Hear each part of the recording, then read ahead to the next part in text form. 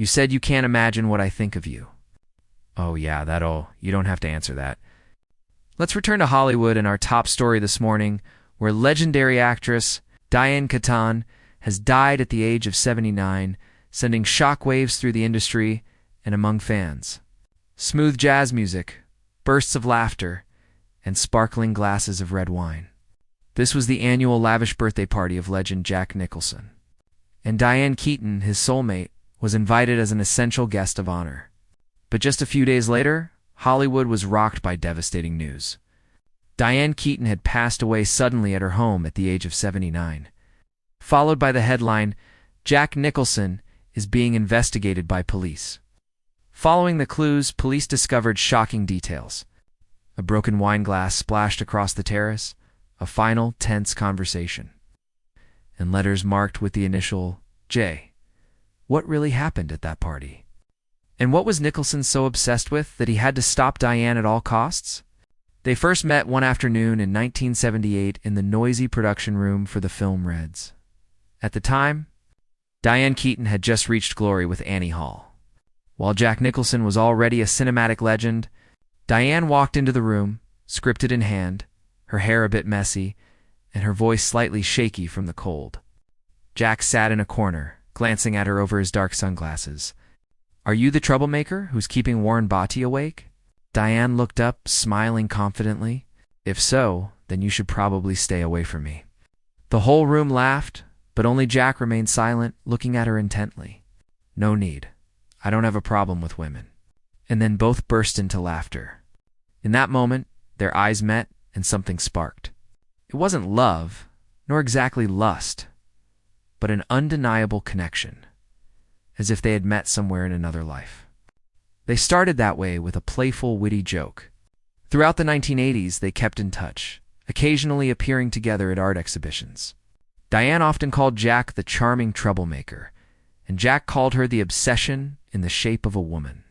In 2003, fate brought them together again in the popular romantic film Something's Got to Give.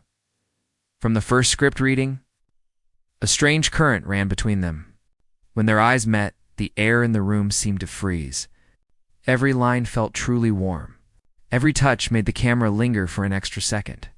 A crew member recounted, even when the director yelled, "Cut!"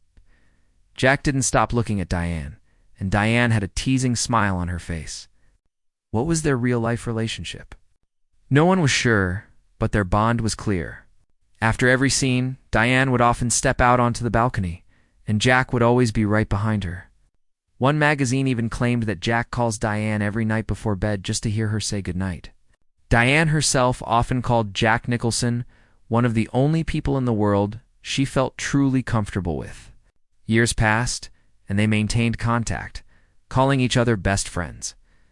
Then one October day, Diane Keaton attended Jack Nicholson's birthday. According to several sources, they had a private conversation on the rooftop that lasted over 20 minutes. A few days later, Hollywood woke up to an earthquake. Diane Keaton was found dead suddenly at her home. Within 72 hours, the media exploded with the headline, "Jack Nicholson summoned by police for questioning after Diane Keaton's death." The press swarmed the gates of Nicholson's Beverly Hills mansion. Camera shutters clicked repeatedly. Flashes burst like lightning. Although the Los Angeles police quickly stated, "There are no signs of foul play," they added the ambiguous line, "But we need to clarify the sequence of events before Ms. Keaton's death." This sentence was enough to turn all of Hollywood into the temporary scene of a mysterious investigation. Public opinion was divided. Fans mourned, sharing old photos of Diane. Tabloids screamed on the front page. Jack Nicholson, the last person to see Diane Keaton. Just a few hours later, Jack Nicholson appeared at the police station. He came without bodyguards or a lawyer. He wore a dark suit, sunglasses, his face noticeably gloomy. His chin was slightly tucked, his facial muscles tight, highlighting his deep wrinkles more than ever. He walked straight, quietly opened the door, disappeared behind the heavy steel gate, leaving behind whispers and the sound of cameras. The interrogation room at the West LA police station was thick with tension. "Can you tell us what happened that night?" the detective asked pointedly. Jack leaned back in his chair, took off his glasses, and said with a sense of helplessness, "It was just a normal party. Friends, wine, a few old songs." Diane left before midnight, but the investigation file was not so simple. The crime scene report showed that there were no security cameras on the rooftop. When questioned, Jack Nicholson only sighed. "I don't know, maybe a technical glitch. Everything in that house is old. A perfect coincidence to the point of being suspicious." Meanwhile, Diane Keaton's autopsy report was released. No signs of violence, but the presence of sedatives. The question arose, did Diane take the drugs before arriving at the party or after leaving Jack Nicholson's mansion? Suspicion escalated when a confidential source revealed a witness recalled that Jack Nicholson personally poured Diane Keaton a glass of red wine. And only a few minutes later, a wine glass was spilled near where the two were standing and was immediately cleaned up by a server before the police arrived at the scene. Immediately, police requested all remaining wine samples from the bottle for testing, along with detailed statements from every attendee. A forensic technical team was instantly dispatched to examine glasses, cups, and any remaining fingerprints. It was at this point that they uncovered a bigger issue. The two had a heated argument on the balcony. An anonymous server testified that he heard Diane's voice suddenly rise, interspersed with Jack trying to reassure her, saying, "You don't understand me, Diane." Then came the loud scrape of a chair, and a silence that lasted over a minute.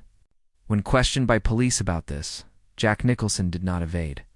He sat silently for a few seconds, looking directly at the investigator, his voice full of fatigue. "I just wanted to help her get away from Al Pacino." Pausing, Jack continued, "She called me many times. They had a history, but lately Diane said he was showing up again, sending letters and calling in the middle of the night.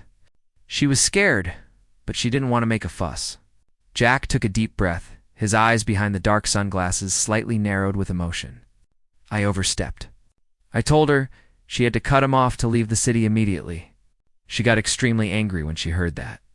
She stood up, looked me straight in the face, and shouted."